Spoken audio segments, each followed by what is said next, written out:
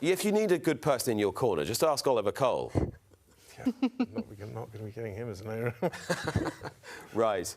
We're going to start with William Hill.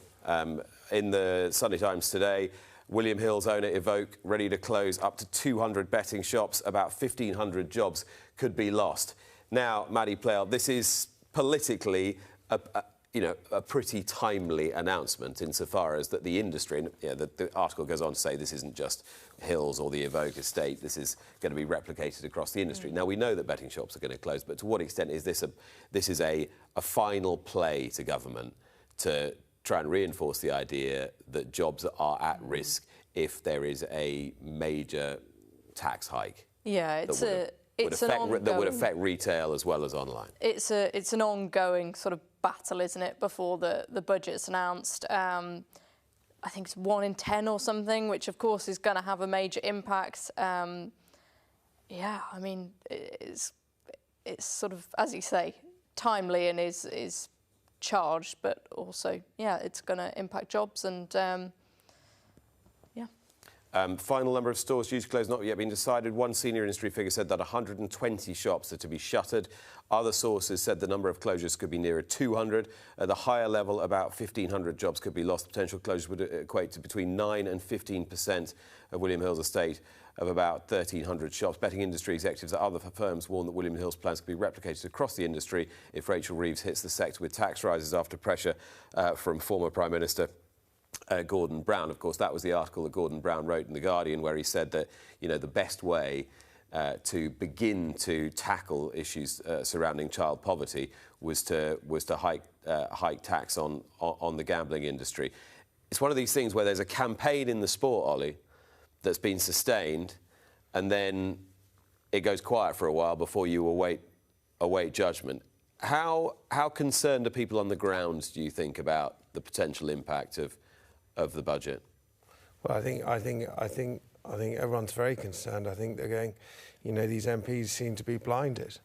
I mean, the tax and the instrumental effect on the black market. That I'm sure a lot. The black market's taking a lot of our money away. I mean, it's just incredible how these people are sort of ruining people's, potentially ruining people's lives. I mean, the whole thing's absolutely mad. There's no sense in it at all. Right, that's the news that was in the Sunday Times this morning. The sales didn't appear to be massively adversely affected by whatever the sports headwinds are, but beneath the big lots, beneath the 3.6 million, 3.7 million lots, there's always another story, Ollie, isn't there? There's always tales of horses that have gone back where they've come from, and your clearance rate could be higher. What's your overall read of the health of the market at the moment? Well, I think at the top end it's very, very healthy. At the bottom end it's very unhealthy, and the middle's pretty stable. But a lot of these prices are studs need those big prices. They can put the money back into their farms, and workers and stallion fees are pretty expensive. So I would say maybe the middle market and bottom market are struggling quite a lot because employing staff has become more expensive. NI and running these studs is not cheap. Maddie, we're going to get into books 2 and 3 through the course of this week, where there'll be a lot more trainers involved in the process. It's not simply agents and the big spending 3 or 4 outfits. It's another world, isn't it, at book 1? I mean, the sums of money that are bandied around, I'd love to be a fly on the wall in some of these conversations because it's just bonkers. There was a great piece in the Times by Owen Slott this week, who went along as a sort of impartial observer, just sort of suggesting how faintly absurd the world of the sale ring is. I went from Newmarket on Tuesday morning to Southall on Tuesday evening, where I saw you, and it struck me that about half the horses in the first race at Southall, running for about $2,000, had probably come out of book 1 last year, and it's a bizarre counterpoint, isn't it? Yeah, it's pretty incredible that the horses would never make a you know, you're never going to get your money back unless you resell, which is the worrying thing within British racing, isn't it? You see this money being spent and owners spending so much money, and unless they get very lucky or, you know, something incredible happens, they're never really going to get what they put into the price tag, really. Well, go on, Ollie. I think there's always two games. There's a sales game that you can win, and then there's a racing game that you can win. And luckily, for us not spending so much money, we, you know, with a bit of skill, and you can get big winners. But there's always two different games, in my opinion. And then there's the risk that you'll lose them again if they win a couple of races and they want to go to Australia or Hong Kong or wherever. Well, I think that's very healthy. But, you know, it keeps... Well, you don't want to lose too many of them, though. No, but it keeps, you know, otherwise it keeps some of our owners involved, you know, then they reinvest. But, you know, immediately that horse leaves that ring, it's worth nothing. And it's up to us and the likes of Holly to make them worth something. Yeah, no pressure. No. What is the biggest result you've had trading a horse out of your yard? I think we've had, I think Black Run sold for... Well, we've had a few. We've had Sunningdale, Black Run, Yakolev. They were all bought for around the 30s and 350 to 400, and Jack Darcy. So they were all bought for under 30,000? Yeah, no, under 40. And Under 40,000. Jack Darcy got offered 800 grand. That was a 35 grand buy. Did you take it? No, we didn't. Well, we did actually, and there was a slight problem with the vet. OK. These vets can really... They can get in the way as well. Yeah. Yeah. Right. Should we move on? Yeah. There's another way of doing it, which of course is to breed all your own horses. And the late Aga Khan did it so successfully for so many generations, and now Princess Zara is doing the same, including with the ARC winner Darius. And the news this week was that Darius would remain in training as a 4-year-old. Now, it's not huge news, normally speaking, except for this outfit, Maddie. I think it is, because habitually over the generations, we've been used to seeing them retire 3-year-olds to stud, and I wonder if it's a slight signal of a changing of the guard and they feel that there's more to come from him. I think so. I spoke to Nemini Ruth, who said that they thought retiring him, interestingly, would send the wrong message and show that they didn't have any confidence in him, which I thought was really interesting and majorly refreshing. Still such an unexposed horse, you know, he's unbeaten for a long time, then he went to the Jubbmont, that didn't work out, but that was a funny race, as we know. He's just got so much untapped potential as an ARC winner, and they're eyeing already a step back down to 10 furlongs, which I thought was quite interesting. A big 10 furlong Group 1, I suppose we shouldn't be surprised, because that will make him more valuable as a stallion, and crikey, he's got a wonderful pedigree, you know, not just by See the Stars, but out of Darius, who won a Hong Kong Vase in 2009, same year as See the Stars won the ARC, so...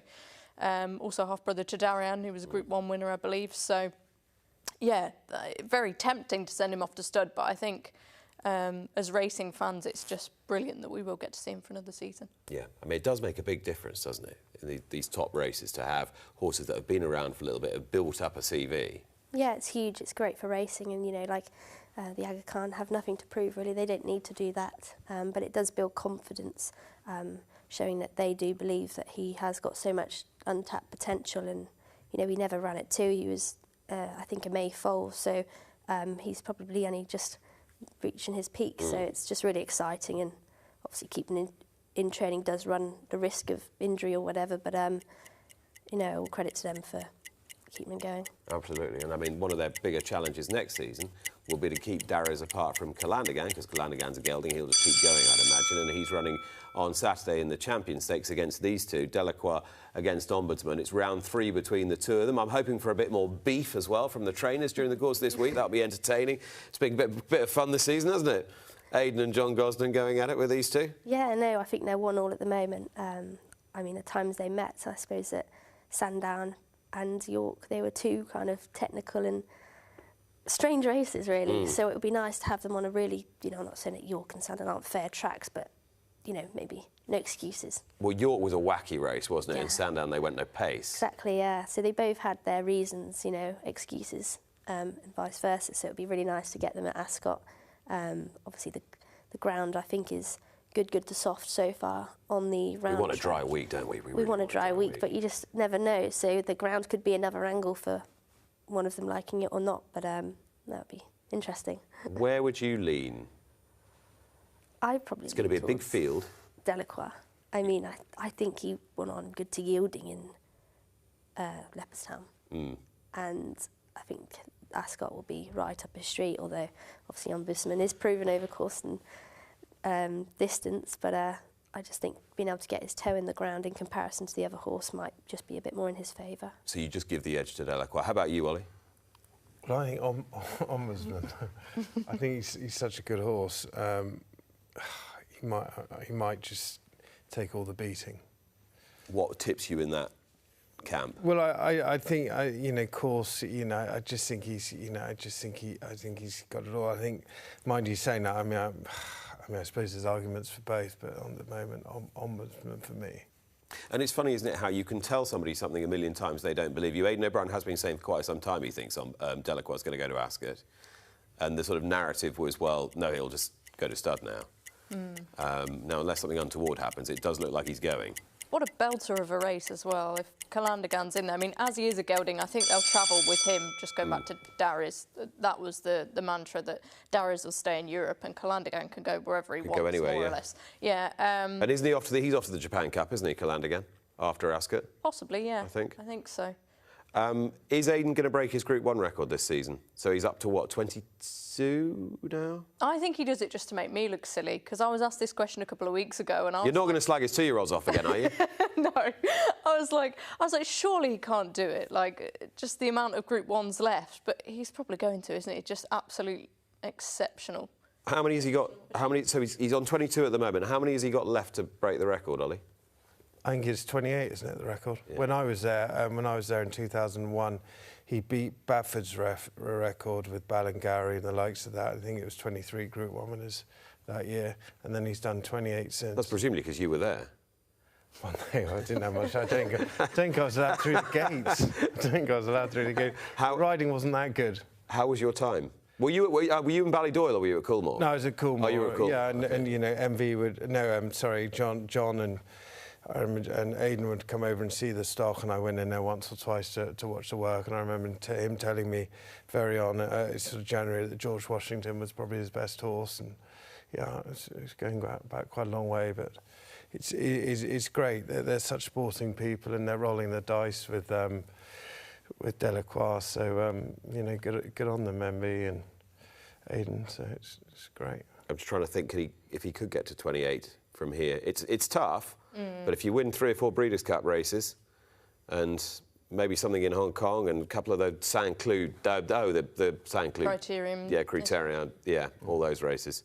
They normally win a few of those, don't they? It's on anyway. The record's on for Aidan O'Brien, and of course it'll be next week at Ascot in the QE2 and the Champion Stakes for the big guns from Ballydoyle as well.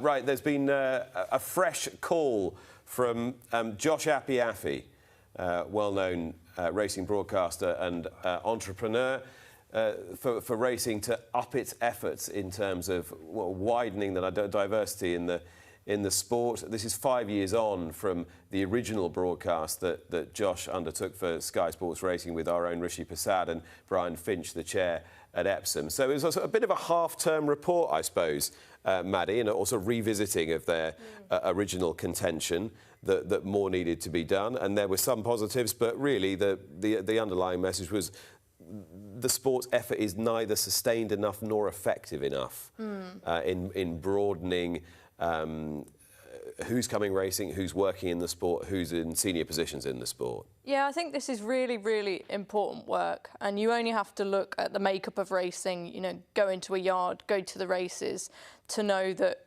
racing is not a particularly diverse sport.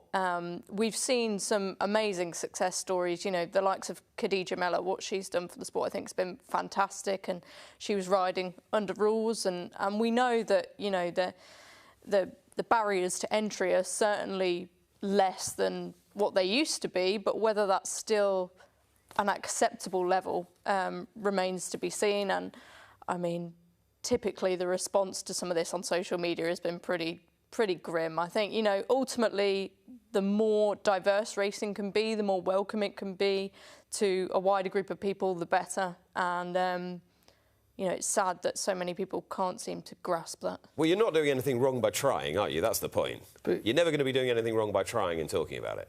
Exactly. It's that, how effective you are is a moot point, but go on. I agree totally at one level, but you know, our head lads from India, and we've got a lot of great riders from India and stuff, and a lot of racing is propped up by Indians and Pakistanis and Brazilians and everything. So underneath all there are, you know, diversity is quite big. But they're not in high. They're not high up. How visible is that? I don't think Ahmed would appreciate you saying that. Sorry. Being a head lad isn't high. No. I mean more in positions of power in the wider scheme of racing, though. No. That's fair enough, and that's a very true point. But I don't think we should be too hard on racing as far as diversity is concerned. I mean, Holly, how many more women are coming into the weighing room now? You get asked this question all the time and probably roll your eyes at it, than there were, say, 5 years ago, 10 years ago, 15 years ago. Oh, well, I think it's... Are the sands shifting? There are many more, you know, female jockeys coming into the sport now. Obviously, it's accessible, and it's proven that, you know, I suppose if you meet the criteria or you're good enough, you do get the opportunity. But yeah, I mean, obviously it is tough, and it's going to be whatever you are, really. But yeah, there are a constant flow of female jockeys coming into the sport, whereas 10 years ago, and there were only a handful, whereas now, you know, I go racing every day and there's 4 or 5 female jockeys. But I just believe that whatever role you're in within the industry, if you're good enough, you'll get it. I don't think it should be chosen upon anything else other than your skill to do the job. But do you feel, is there a good feeling within the community of female jockeys now that you're more likely to get better rides now than was the case a decade ago? Oh yeah, from a starting base. Yeah, I think so, definitely. You know, you've got the likes of Alexandra Egan. She's come over from Ireland. I told David on the show he wasn't even the most talented jockey in his own house. Yeah, she's a female jockey, and she's walked straight into, you know, the country. She's hit the ground running. Hit the ground running. You know, Elizabeth Gale's another one. There's plenty of female jockeys coming through that have probably had a bit more opportunity than a few of the younger lads starting out. Yeah, and the hope really is that you are the rule rather than the exception to the rule, effectively. Yeah, I suppose so. So that there's 5 Holly Doyles in riding 89 winners. Someone else coming through, yeah. Yeah, or else there being a big black hole for another 5 or 10 years, but I think it's a bit more consistent now, seeing people walking through the door. Sure. And congratulations to Hayley Turner on the birth of Richard, who I met in the pub the other day, and was looking very happy. Yeah, I saw Hayley the week before she had Richard, and I said, "Oh, you look fine, you know, you don't look like you're ready to have a baby." She didn't look massive or whatever, and then she called me a few days later and said, "Oh, I've had Richard." And she actually said to me yesterday, "I'm finding this very easy. I think it's because I'm used to working from 4 in the morning to 12 at night." So she's finding it easy at the moment. So she said it probably won't be like this for long. She's amazing, isn't she? She seems so phlegmatic. Yeah, she's such a great person, and she deserves everything she gets. It's great to see her so happy. Yeah, congrats to Hayley. Right, the last talking point. Johnny Dineen, your entertaining and always outspoken Racing Post colleague. This is what he said. He said, "The continuous chatter all year round about the Melbourne Cup, it makes me sick. It's basically a 2-mile handicap bumper. Handicap bumper? Invariably run on something akin to the runway at Heathrow. A maximum-sized field makes the race even less appealing. And it's basically a lottery for horses who are nowhere near top class. It's a handicap run in the middle of the night over here. I'm not sure there's much they can do about that, Johnny, to be fair. And I've never seen it or will see it live. To be brutally frank, if they switched the race from Flemington to my garden in Ewell for a year, I wouldn't open the curtains to watch it." What a massive wind-up merchant. It's a load of rubbish, isn't it? I mean... I mean, if you could take it seriously, you could argue with it. I had a set too with Johnny about the Japanese runner in the Juddmonte as well, and I think so many people in racing, if they're not familiar with something, if it's not at home what they're used to, they just question it. But I think that's, you know, the Melbourne Cup takes over Australia in a way that probably none of our races You've ridden in it. Yeah. I mean, yes. I mean, what it does for the sport, I suppose. You know, I've been over the last 2 years and have been lucky enough to ride in the race, and instantly you land in Melbourne and you go into the city, and it's the talk of the town, and it's everywhere. Everywhere you look, it's Melbourne Cup, and you know, I think we need more of that kind of build up, and you know, it's just what it does for the sport, really, rather than the quality of the race, I think. Yeah, it's embedded in the soul of Australia, really. And also, what a great betting race as well. When you look at, you know, 20 runners or whatever, we've had great success in it. Johnny's obviously not. Yeah, but he just likes to get his big wooden spoon out, doesn't he? Yeah. Just a big stirring job. Anyway, Johnny, we're going to come and run a race in your garden in Youghal, and hopefully you can open the curtains for us. Those were this week's Talking Points.